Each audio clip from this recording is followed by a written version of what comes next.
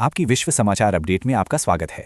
मध्य पूर्व में तनाव चरम पर है, जहां ईरान अपनी मिसाइलों के साथ एक अनोखी रणनीति अपना रहा है। वो बिना युद्धक सामग्री वाली मिसाइलें भेज रहा है, जिनमें बड़ी संख्या में नकली लक्ष्य डिकॉय होते हैं।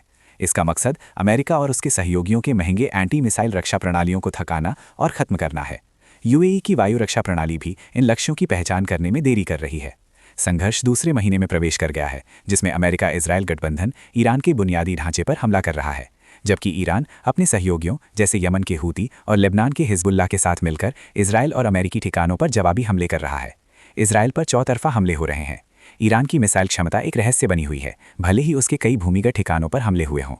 एक बड़े घटनाक्रम में ईरान के पूर्व विदेश मंत्री कमाल खराजी गंभीर रूप से घायल हो गए और उनकी पत्नी की एक हवाई हमले में मौत हो गई, जिसे कूटनीति को कमजोर करने की कोशिश के रूप में देखा जा रहा है। इराक, बहरीन और यूएई में भी अमेरिकी ठिकानों और अन्य लक्ष्यों पर हमले हुए हैं, जहां एक अमेरिकी F-15 लड़ाकू जेट भी ईरान के ड्रोन को मार गिराने में विफल रहा। इस बीच अमेरिकी राष्ट्रपति डोनाल्ड ट्रंप ने 1 अप्रैल को दावा किया कि ईरान ने युद्ध विराम का प्रस्ताव दिया था, जिसे ईरान ने तुरंत खारिज कर दिया।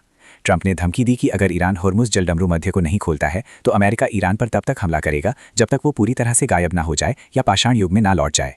ईरान ने अमेरिका के विमान वाहक पोत USS अब्राहम लिंकन पर ड्रोन हमले का दावा किया है। ट्रंप ने नाटो से अमेरिका की संभावित वापसी पर भी विचार करने की बात कही, अगर सहयोगी ईरान के खिलाफ युद्ध में शामिल नहीं होते हैं। हालांकि 2 अप्रैल को अपने भाषण में ट्रंप ने कहा कि युद्ध खत्म होने वाला है और ईरान तबाह हो गया है, लेकिन उन्होंने अगले 2-3 हफ्तों में अत्यधिक शक्तिशाली हमलों की चेतावनी भी दी। सुनने के लिए धन्यवाद।